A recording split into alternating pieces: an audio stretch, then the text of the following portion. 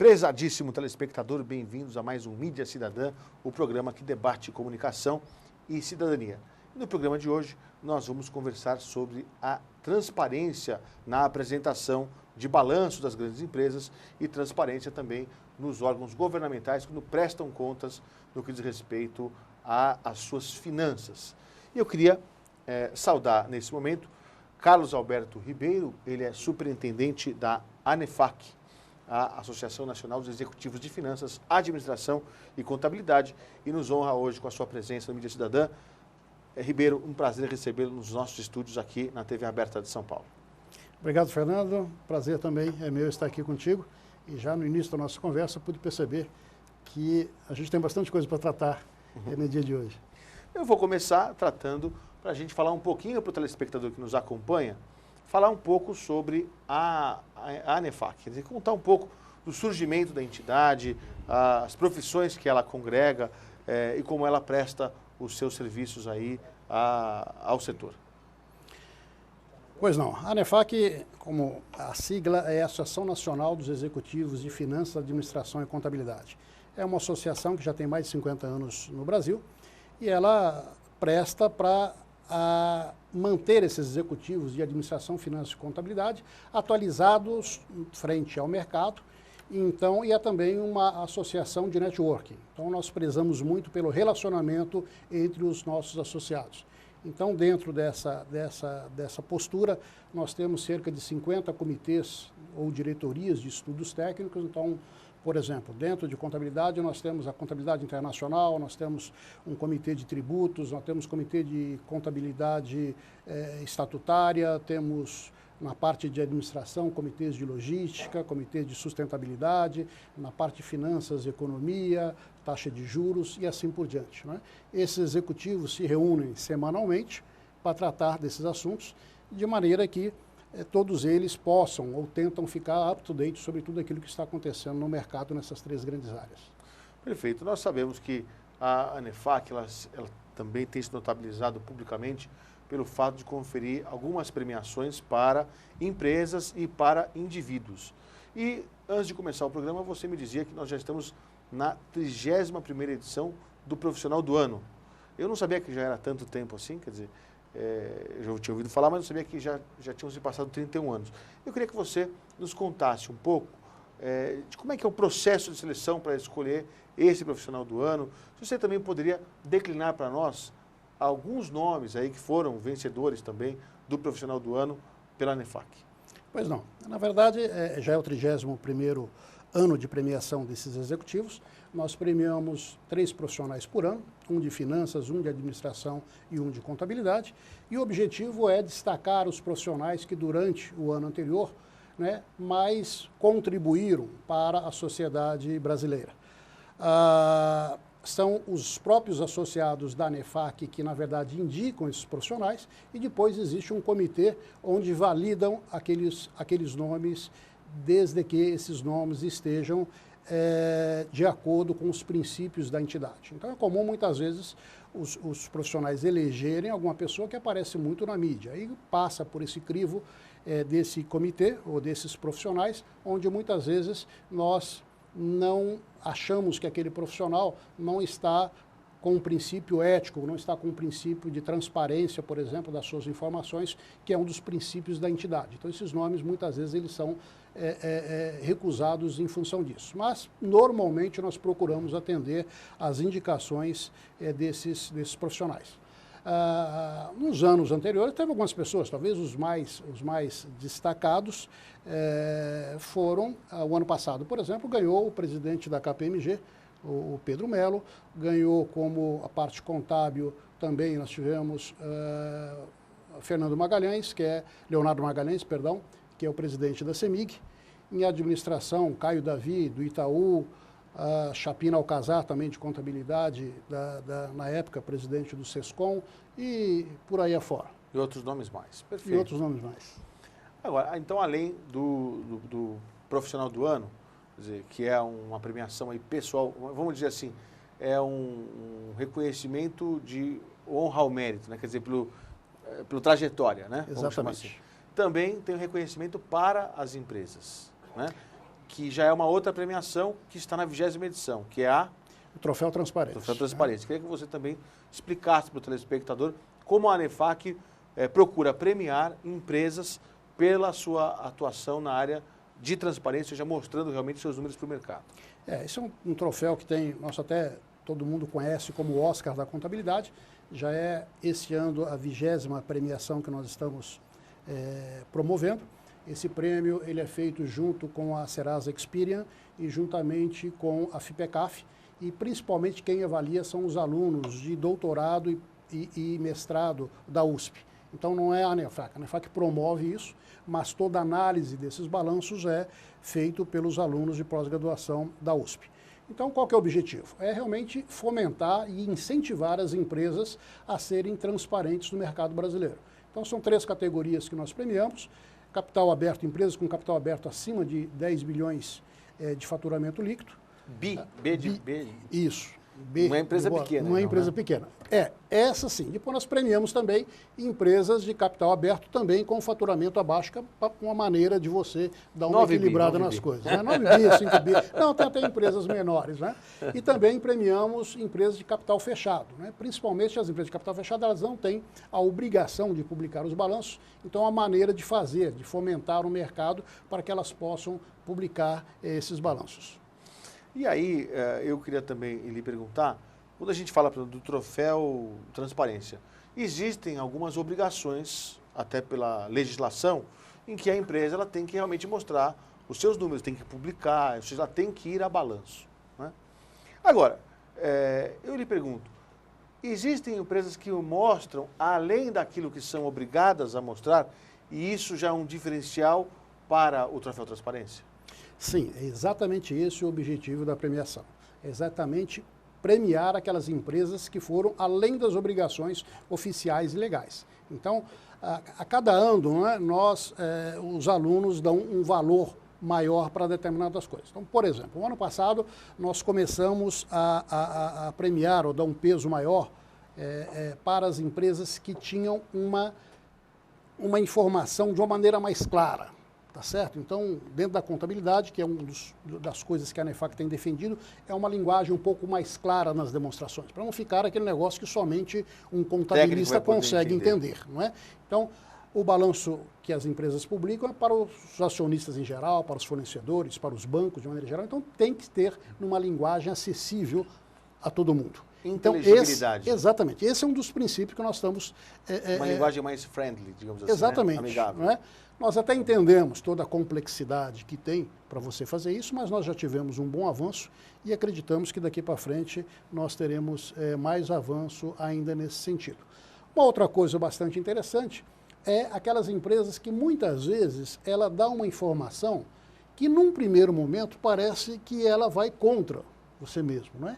Então, há algum tempo atrás, nós destacamos um balanço de uma empresa em que ela deu uma informação ao mercado e logo em seguida as ações dela subiram de uma maneira medonha. Ela deu uma informação que não era positiva. Não, era uma informação, mas ela não era tão positiva assim. O mercado entendeu aquela informação de uma maneira muito bondosa com a empresa e as ações subiram. Essa empresa teve a capacidade de chamar os analistas de mercado e falar o seguinte: olha, vocês entenderam errado isso. A informação ela é boa, mas ela não é tão boa assim a ponto de dar essa alavancagem nas ações. Isso é transparência. Com certeza ela perdeu num primeiro momento alguns pontos, porque a ação talvez voltou para um patamar um pouco menor, mas isso mostrou realmente com certeza a credibilidade que ela ganhou frente aos seus acionistas e todo mundo que viu, a mim mesmo que participei desse comunicado, ganhou. E isso é ser transparente no mercado. Né? E é isso que nós queremos e é isso que nós incentivamos por parte das empresas. Agora, eu lhe pergunto, este troféu transparência, ele é anterior ao novo mercado da Bolsa de Valores? Ele é anterior. Né? Ele pode, de alguma maneira, ter contribuído. O que é o novo mercado? Eu queria que você explicasse um pouco também para o telespectador o que é o novo mercado da Bolsa e se, de alguma maneira, o troféu transparência da ANEFAC deu a sua contribuição para que a Bolsa também desse esse passo. Eu acho que não tem muito a ver o troféu transparência, mesmo porque ele é anterior ao novo mercado, né?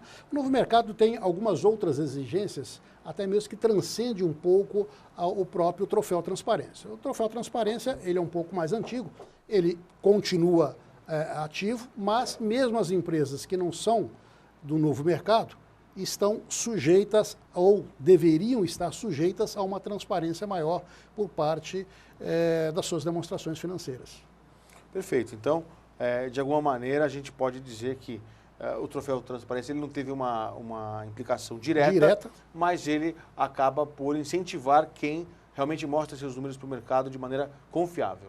Exatamente. Não é? Então, para entender um pouquinho sobre transparência, me permita, é mais ou menos como o nosso currículo vitae. Não é? Quando você vai lá e faz o seu currículo vitae, dificilmente alguém coloca lá. A pessoa só coloca aquelas coisas boas que ela fez, aqueles acertos. Né?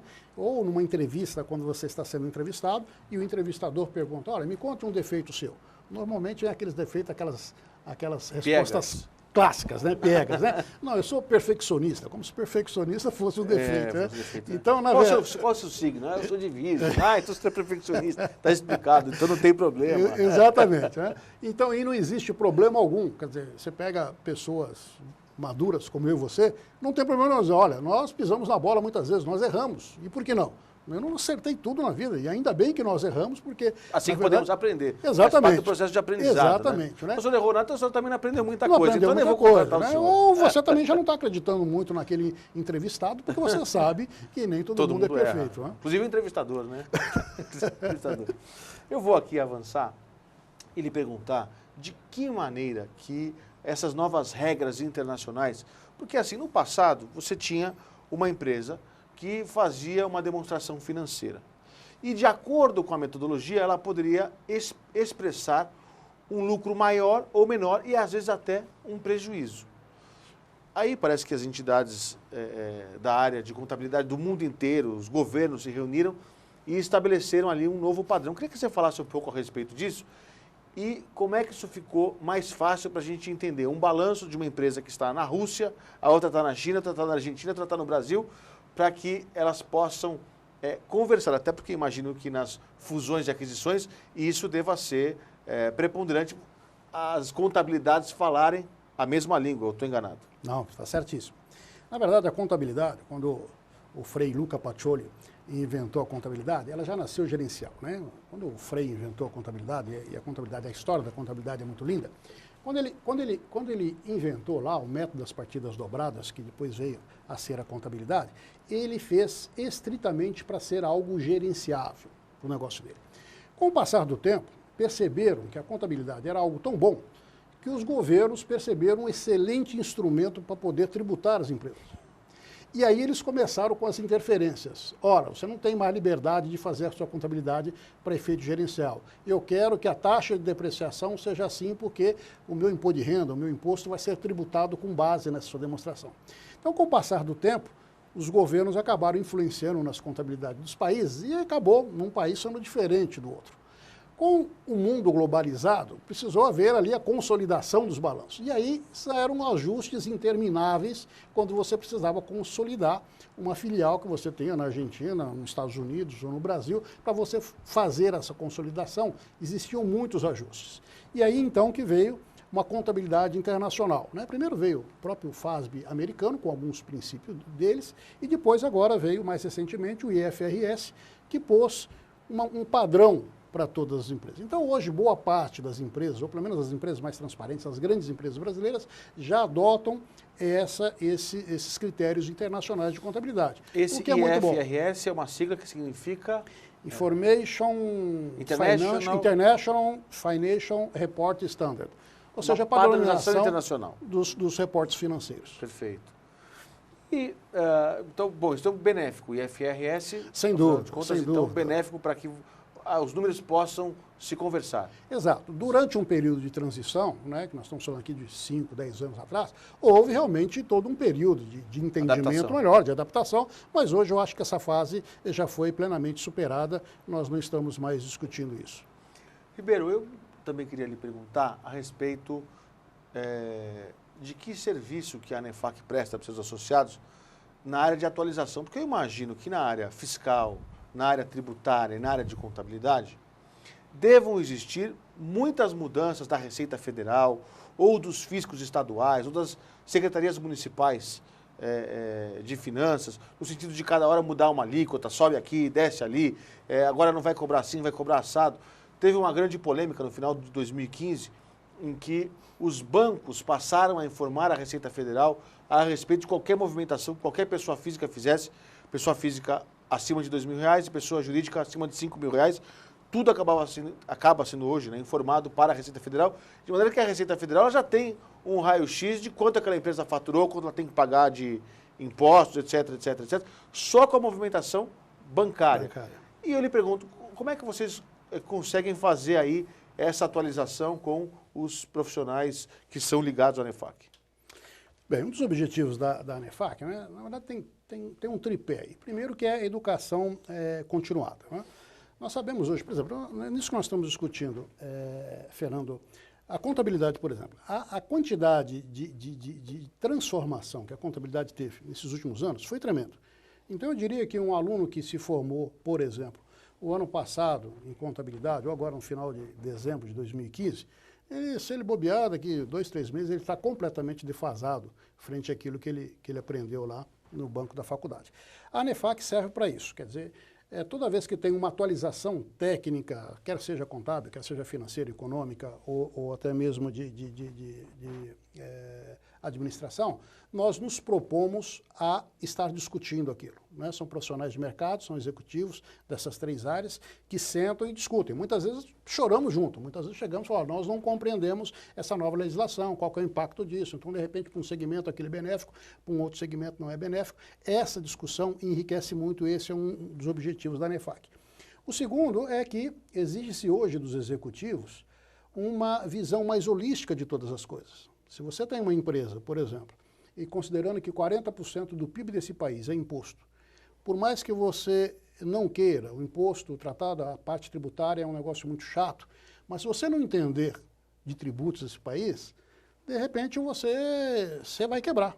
Porque, volto a dizer, em média, 40% do PIB do país é imposto. Se você não tratar bem a sua conta de ICM, PIS, COFINS, de imposto de renda, por mais que você seja eficiente na sua operação, talvez se você não administrar bem essa conta, você vai quebrar depois de algum tempo. O governo hoje simplesmente ele te protesta. No passado não era assim, né? Exatamente. Hoje em dia o governo ele vai, protesta, vai lá no cartório, o que é isso aqui? Não, isso aqui o governo protestou. Isso não era assim. Não era assim. Então, aí depois fala, não, o que é isso? Não, é uma execução fiscal. Mas como é que está na dívida ativa se é um imposto de 2 anos? Mas já estão executando para não deixar fazer os 5 anos. Quer dizer, o Estado está muito rápido em cobrar, não é isso? Sem considerar os aspectos agora dos SPEDs da vida, e veio com uma força total, né, do qual nós apoiamos, Fernando. Os SPEDs são a maneira de escrituração contábil, fiscal, de todas as transações que você hoje é obrigado a fazer. Como registrar no seu livro caixa, é isso? O seu livro caixa, a sua nota fiscal hoje, você não emite mais em papel.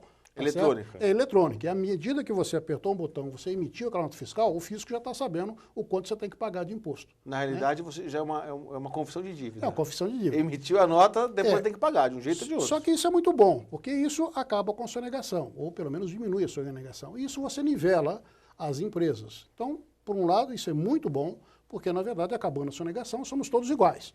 Você, se nós somos concorrentes, você vai ter que ser competente, vai ter que pagar igual, vai ter que pagar igual. Vamos ter que pagar igual. E nesse momento, por isso que a ANEFAC apoia esse tipo de atuação do governo. Mas, voltando, o profissional hoje exige essa visão holística. Ele tem que entender de tributos, ele tem que entender de TI. Porque se ele não entende de TI, como é que ele vai manter o seu negócio? Tá certo? Então, o mundo ficou um pouco mais complexo, né? Então, essa visão holística, o profissional de vendas, ele tem que entender de ICM, por exemplo, porque senão se ele, não, mas vou vender para o estado de Minas Gerais, para o estado do Paraná, onde é que eu posso dar mais ou menos desconto em função da alíquota de ICM. Do ICM. Então, ele tem que entender disso. Ele tem que entender de tecnologia, porque senão você dá qualquer equipamento desse para ele, não vai conseguir fazer o pedido de vendas dele, ele não vai conseguir entender aquela sistemática nova de trabalho. Não é? O empresário dessa área de contabilidade, de finanças, ele acaba, inclusive, sendo um consultor da própria empresa. Ele tem que ser tão completo, né, ver as maneiras de forma tão global, que a gente pode dizer que ele acaba sendo um consultor da empresa. Sem dúvida, e principalmente agora, com a legislação sendo mais dura com ele, né, ele, ao assinar uma demonstração financeira, ele passa a ser corresponsável por aquilo lá. Não vai assinar bobagem. Exatamente. E como a área contabilidade, ela acaba registrando todo o patrimônio da empresa,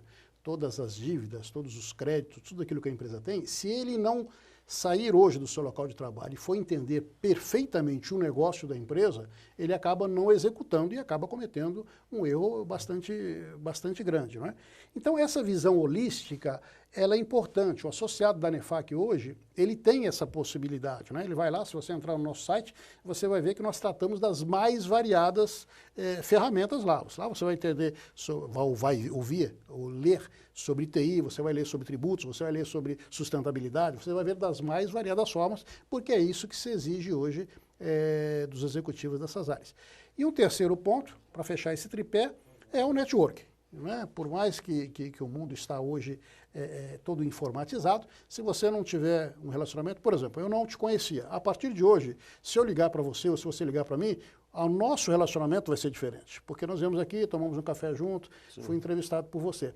Esse sentimento, né, esse apertar a mão, olho no olho... Só a proximidade que confere. Exatamente. E isso realmente faz um diferencial muito grande.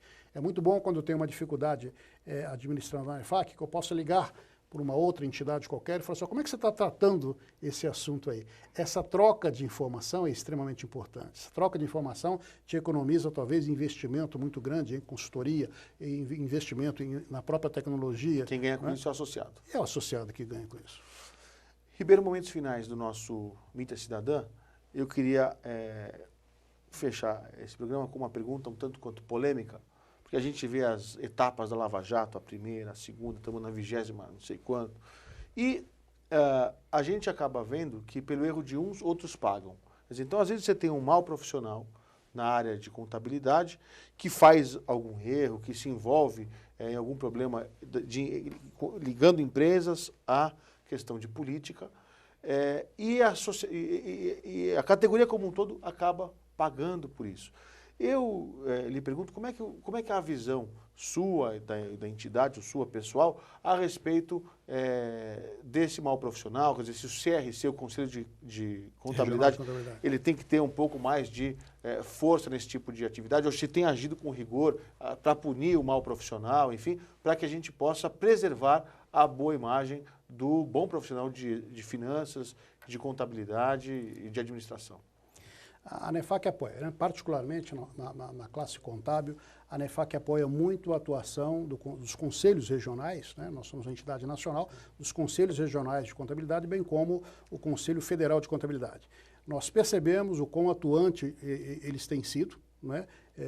Particularmente para moralizar, é a palavra muito forte, mas é a que está me caindo agora, para moralizar a profissão. Existe uma dificuldade muito grande, Fernando, nessa profissão contábil, que é a parte de um negócio que agora também está, essa semana, por exemplo, está discutindo muito no meio jurídico, que é a essência sobre a forma. Né? Durante muito tempo, a contabilidade trabalhou com a forma sendo mais importante. Então, era importante aquilo lá. Você tinha uma nota fiscal... Como apresentar números? Como apresentar números. Você tinha uma nota fiscal, alguém chegava e falava o seguinte, olha, mas o fiscal chega, ó, tem aqui a nota fiscal. Mas hoje não, a essência diz o seguinte, bom, não basta uma nota fiscal, não basta uma forma. Você tem que mostrar... O que tem dentro? O que tem dentro. Quais são as evidências que você tem daquela prestação de serviço. Né? E isso acaba realmente gerando, dando uma moralização nos aspectos, tanto contábeis, né, nós vemos agora também, e jurídicos. Né? Não basta você chegar lá e falar, como nós vimos da própria Operação Lava Jato, alguém chegar e falar assim, mas olha, está tudo certo, eu recebi 5 milhões aqui, mas eu tenho uma nota fiscal. Mas e aí que você teve uma nota fiscal? Essa nota fiscal não quer dizer nada. Cadê a essência dessa prestação de serviço a ponto de justificar esse pagamento dessa ordem? Né? E isso é bastante interessante. A bem da verdade, imagino eu, né, que o próprio Conselho Regional, os conselhos regionais, encontram dificuldade para julgar isso, porque é alguma coisa relativamente nova. Nós não temos histórico disso. Né? A própria Operação Lava Jato mostrando isso também. Algumas coisas são polêmicas, porque é a primeira vez que está se levantando no Brasil. Tá certo? Às vezes também você não tem parâmetros, né? Não tem parâmetros. Por que um cantor vai, faz um show, trabalha 3 horas, ganha $1 milhão, e por que o sujeito que dá uma consultoria de um mês não pode ganhar o mesmo $1 milhão? Exatamente. Aí é um parâmetro. Não, mas veja Exatamente. bem, mas o que ele levantou com esse $1 milhão? Ele economizou 10 milhões para a empresa. Se ele comprovar isso, justifica. Agora, não comprovar, aí é aquilo que você falou. Quer dizer, aí fica na dúvida e aí você tem o processo todo jurídico, penal, enfim, para levantar esse tipo de informação. Como isso é muito novo, eu imagino que a justiça e os órgãos de regulação estejam bastante atentos aí, né? Sem dúvida. E você acaba entrando numa questão muito grande, né? Primeiro você nos leva, né? De vez em quando eu sou assim, impulsionado a ir até além um pouco da própria Constituição, da própria lei, mesmo sendo advogado, né? Das próprias normas, porque cansou a impunidade nesse país. E, por um outro lado, você tem que obedecer essas leis, né? Então, volto a dizer, por ser algo relativamente novo, nós vamos passar um tempo ainda e essa angústia vai acontecer contigo, vai acontecer comigo, de até nós podermos chegar num bom termo a respeito desse assunto. Perfeito. Carlos Alberto Ribeiro, superintendente da NEFAC, muito obrigado pelas suas palavras no nosso Mídia Cidadã. Obrigado, é um prazer estar aqui e uma alegria te conhecer. Eu quero agradecer a você, telespectador, que esteve ligado no nosso Mídia Cidadã de hoje, debatendo a contabilidade e a sua transparência, a sua importância para a sociedade e para o mercado. Na sequência, eu convido você a ficar ligado na programação da emissora pública que distribui este nosso conteúdo através da ACESP, Associação dos Canais Comunitários do Estado de São Paulo, neste programa que é veiculado em mais de 60 emissoras em todo o Estado de São Paulo. Um abração a todos, até mais. Tchau, tchau.